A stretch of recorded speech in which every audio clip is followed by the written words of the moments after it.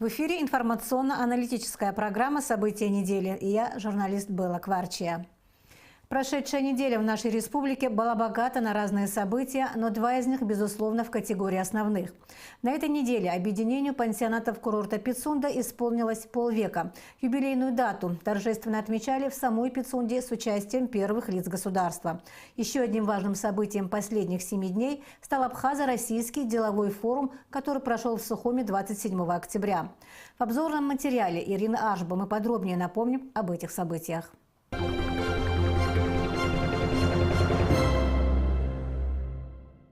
В Сухуми в пятницу завершил работу 8-й Абхазо-Российский деловой форум, который стал уже традиционным.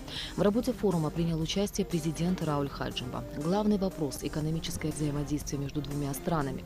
В обсуждении приняли участие около 400 человек, представители власти и бизнесмены Абхазии и России. Среди основных тем встречи – обсуждение перспективных совместных проектов, в том числе в области туризма, сельского хозяйства, инструментов продвижения торгово-экономических связей, стратегические приоритеты и актуальные вопросы экономики двух стран. Мы очень благодарны и искренне ценим ваш интерес к Абхазии. Мне приятно это подчеркнуть, и я считаю, что это очень важно. Наша страна открыта для конструктивного диалога, направленного на партнерские отношения. Мы готовы к совместной работе и реализации взаимовыгодных проектов, выработке мер и сотрудничеству, преодолении ограничений и препятствий для более глубокой интеграции экономических отношений Абхазии и России. В рамках пленарного заседания было подписано соглашение о сотрудничестве между торгово-промышленными палатами Абхазии и Ивановской области. Также был подписан договор о поставке инертных материалов из нашей страны в Российскую Федерацию между Объединенным перерабатывающим комплексом и фирмой «Технология».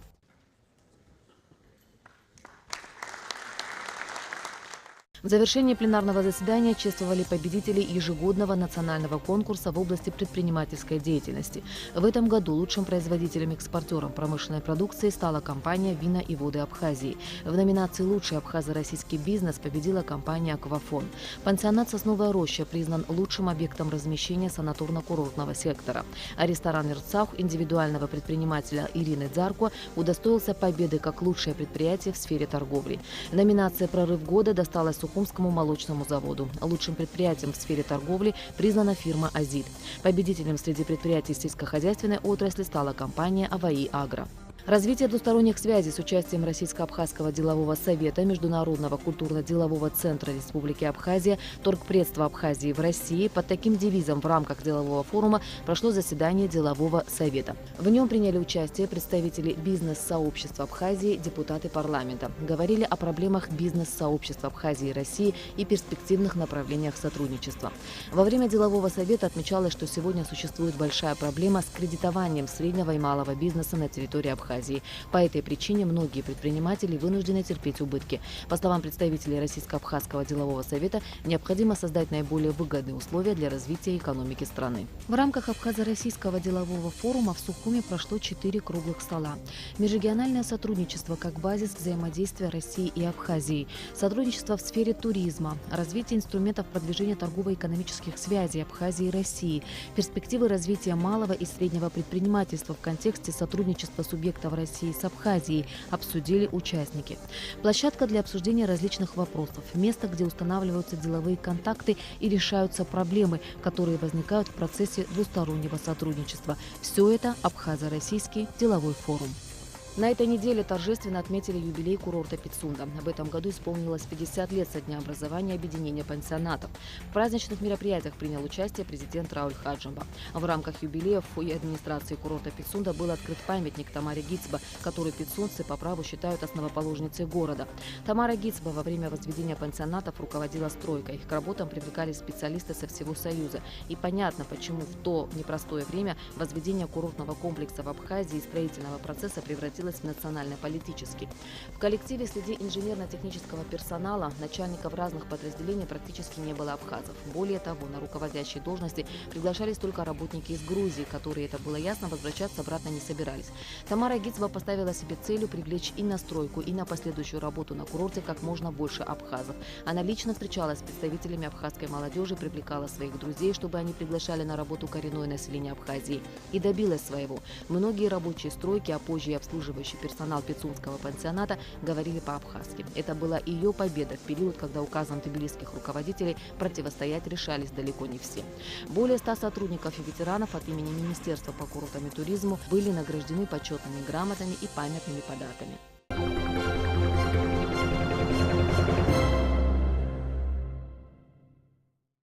Это был обзор основных событий недели. А сейчас в нашей программе мы осветим еще одну тему.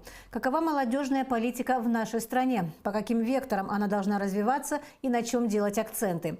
Об этом мы побеседуем с нашим гостем в студии, председателем Государственного комитета по молодежной политике Абхазии Тимуром Квиквискири. Здравствуйте, Тимур. Здравствуйте. Тимур, перед тем, как начнем свою беседу, я бы хотела, чтобы мы посмотрели с вами сюжет, который подготовила Асария Смыр, наш корреспондент. Она побывала буквально пару дней назад в Госкомитете по молодежной политике. Пожалуйста.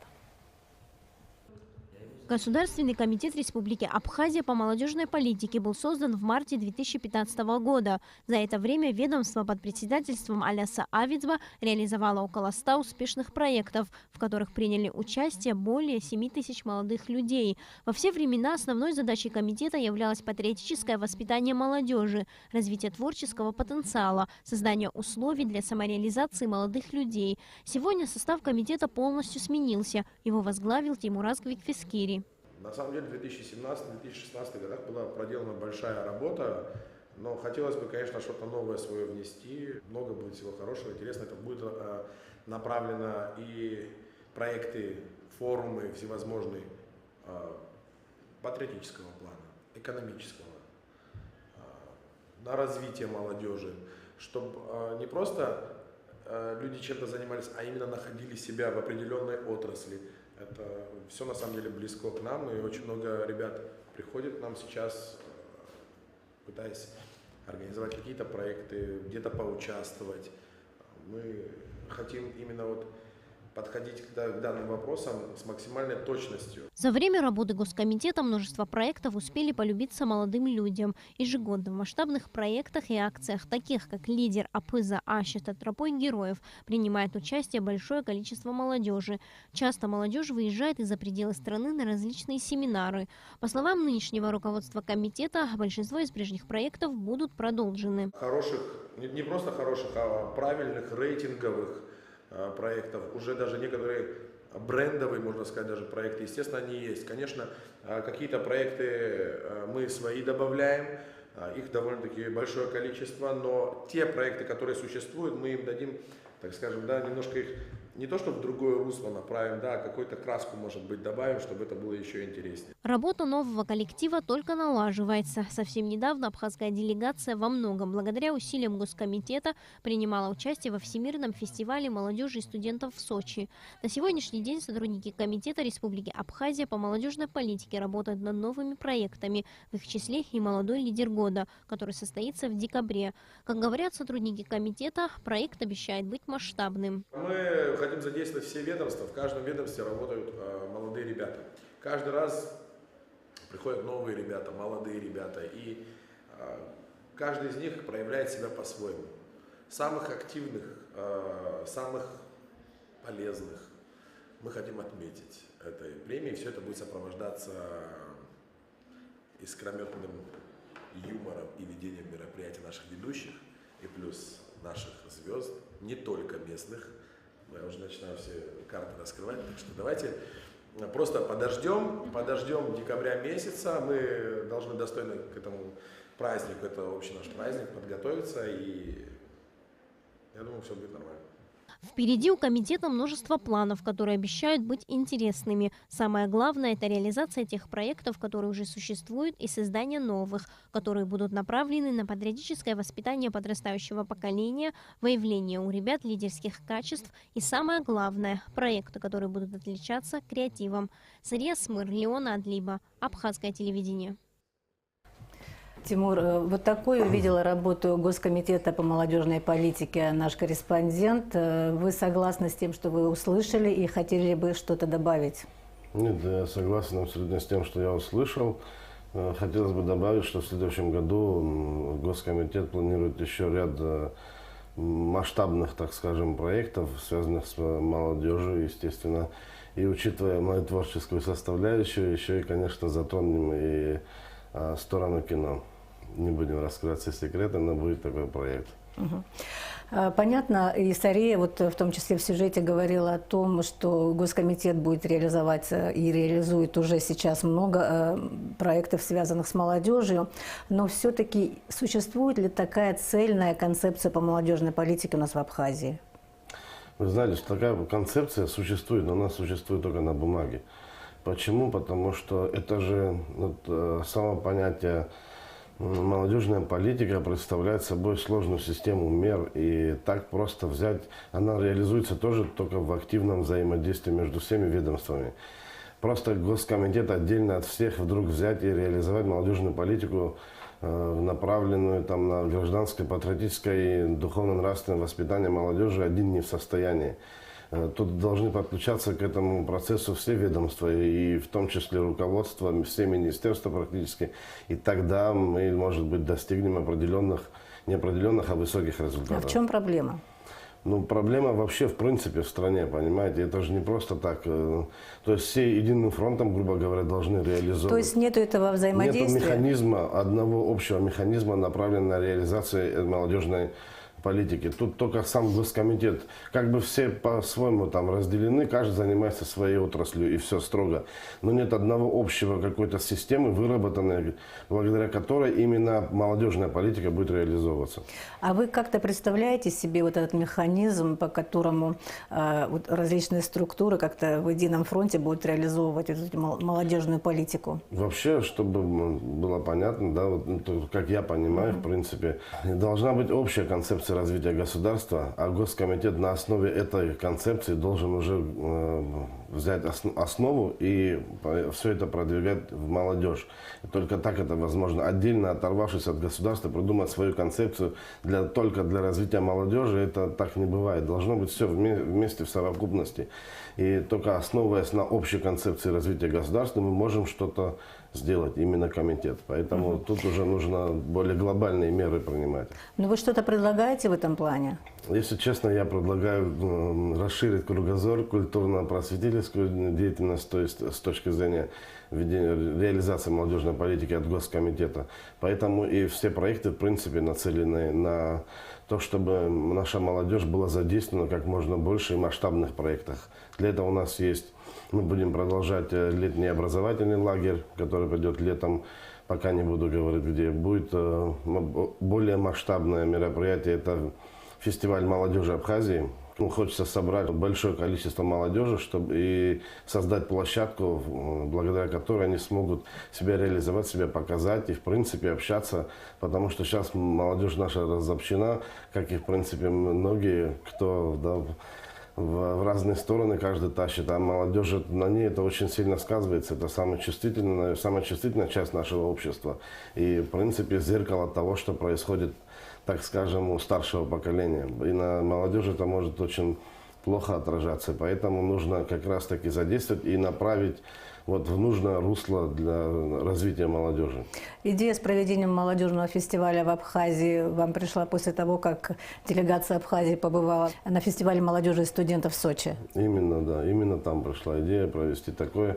Сначала это должно быть именно в рамках Абхазии, я уже дальше забегать не буду, можете выйдем за пределы Абхазии, то есть уже и Кавказ. Но следующий год это фестиваль молодежи Абхазии именно. Хочется объединить в одном месте очень большое количество молодежи.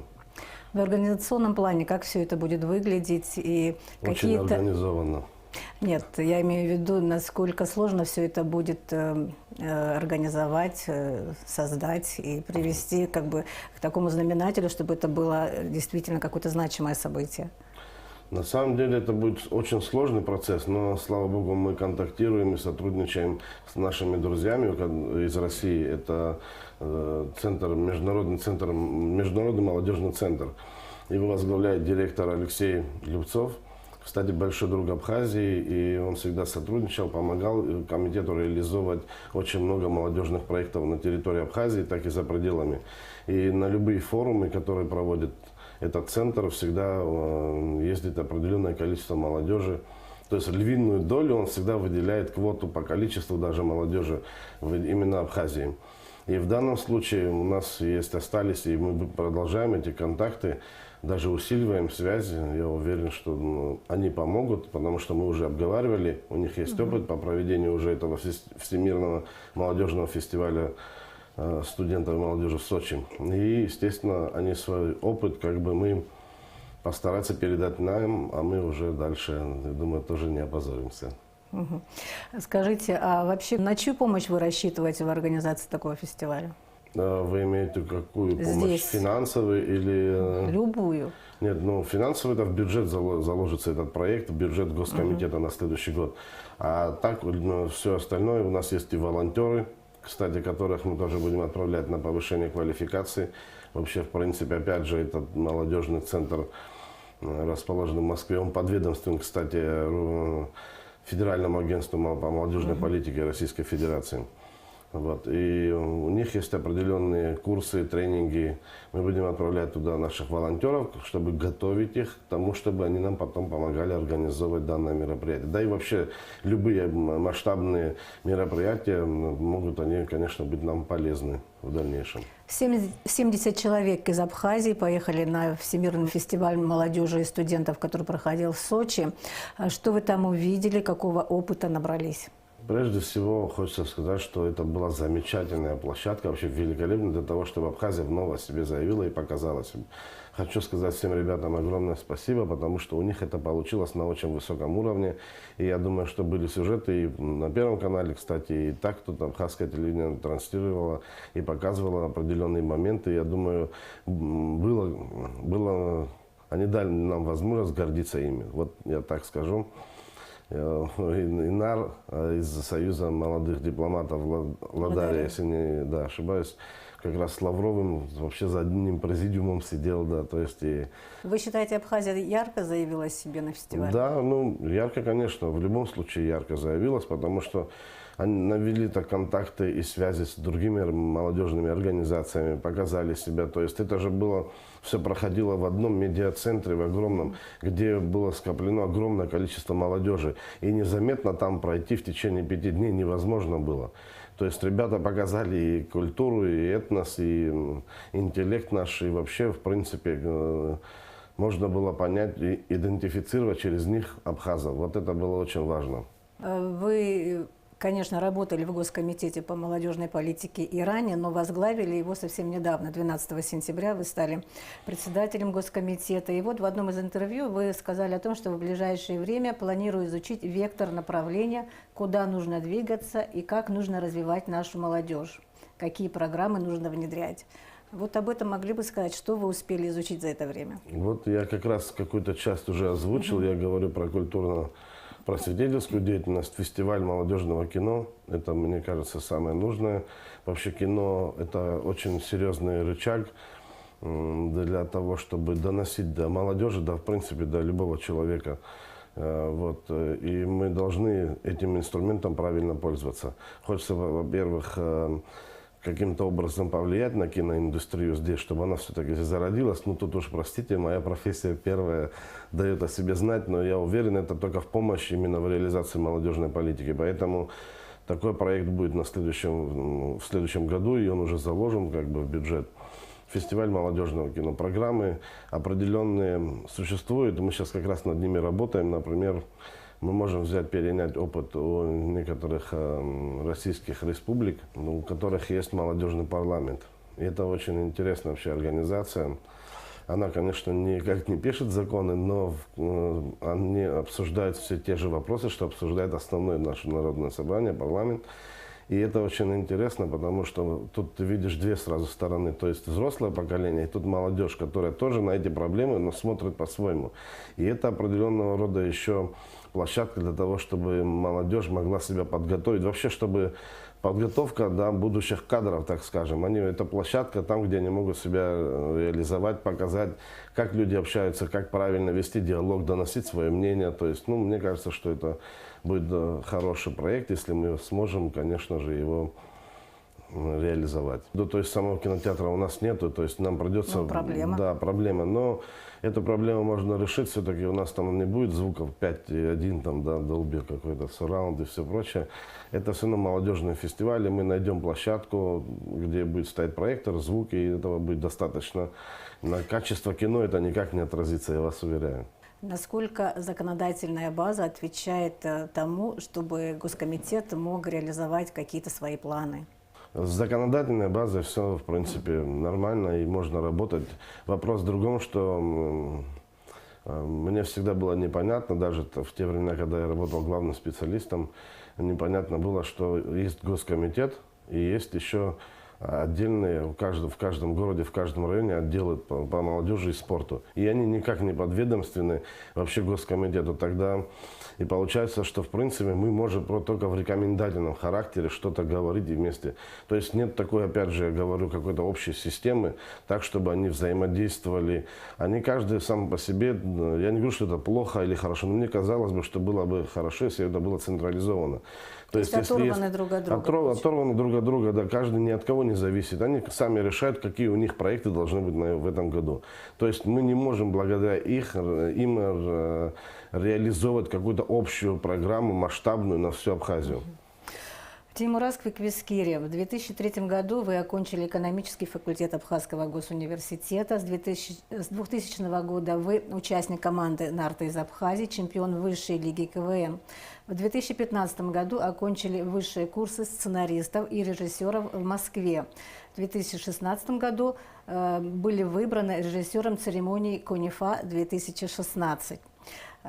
Соавтор фильма «Спасибо деду за победу». Долгое время работали главным специалистом молодежного отдела Государственного комитета по молодежи и спорту.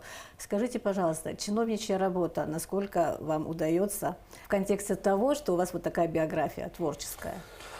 Насколько она мне удается, эта работа, сложно сказать. Наверное, судить, скорее всего, вам, окружающим, молодежи и руководству, людям, которые меня там назначили. Да. А вот просто насколько интересно, да, чувствую, если честно, я привыкаю пока. Потому что мне более комфортно в творческой среде, конечно же, и здесь чуть-чуть нужно перестраиваться. И что огорчает, что творчество чуть-чуть уходит на второй план, потому что мне не хочется просто сидеть, занимать место, типа председатель и все. И хочется что-то делать. Для того, чтобы заниматься именно вот то, что касается Госкомитета, то это чуть-чуть идет параллельно творчеству.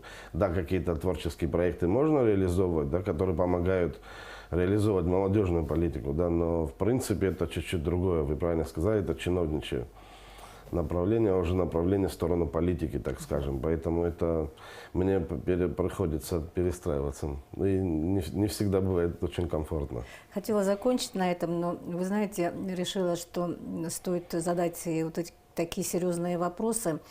Проблемы у нашей молодежи, конечно, есть очень серьезные. Я имею в виду наркомания, ситуация на дорогах. Какие-то задумки по этому поводу есть у Госкомитета по молодежной политике?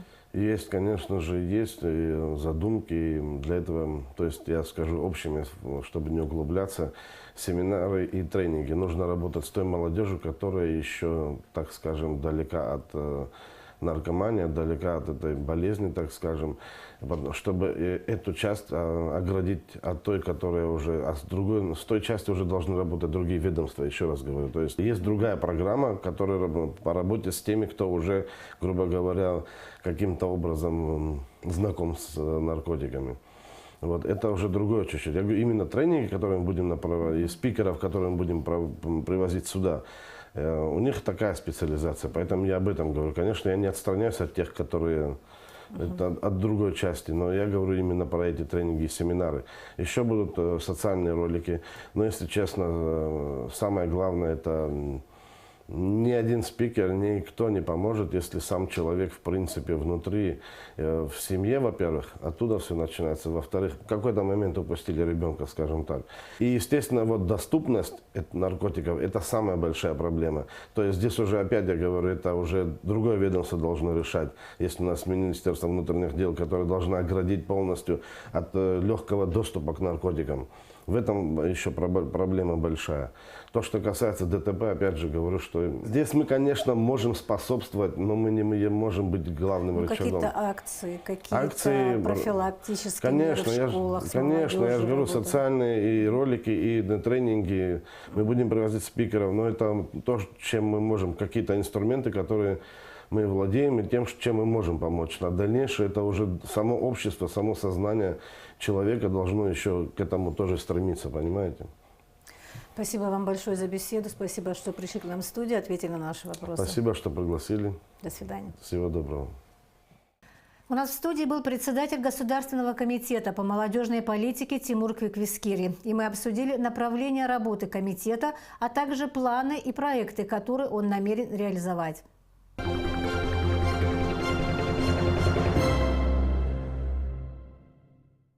Вторую субботу подряд на Республиканском стадионе Управление образования столицы совместно с городской администрацией в рамках программы «Мой выбор здоровья» проводят соревнования по легкой атлетике. С подробностями Ирина Аршба.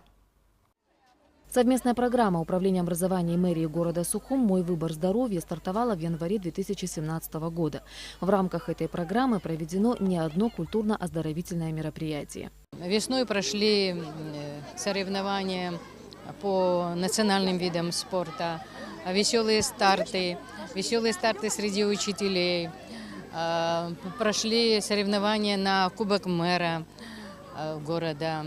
Ко Дню защиты детей прошли спортивные мероприятия. Эта программа охватывает не только спортивные мероприятия. Сейчас в октябре у нас началась такая акция среди школ города против наркомании. Специалисты проводят форум-театр, называется проект.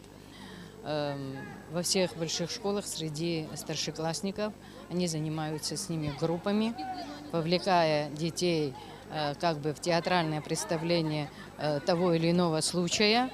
И потом уже в конце, в декабре месяце, мы в одной из школ больших проведем объединенный такой вот форум и подытожим. Инициатива создания программы «Мой выбор здоровья» принадлежит главе администрации столицы Отгуру Харазия. Главная цель – привлечь как можно больше детей к занятию спортом. В программе нынешних соревнований по легкой атлетике бег на дистанцию 60 метров, прыжки с места и бег на дистанцию 300 метров. В соревнованиях принимают участие учащиеся всех городских школ. В прошлую субботу за звание самых быстрых боролись дети младших классов. Сейчас соревнуются ученики с 5 по 8 классы, а в следующую субботу старшеклассники. В завершении соревнований, как и положено, сильнейшие награждаются грамотами и медалями. Ирина Аршба, Астамур Гошба, Абхазское телевидение.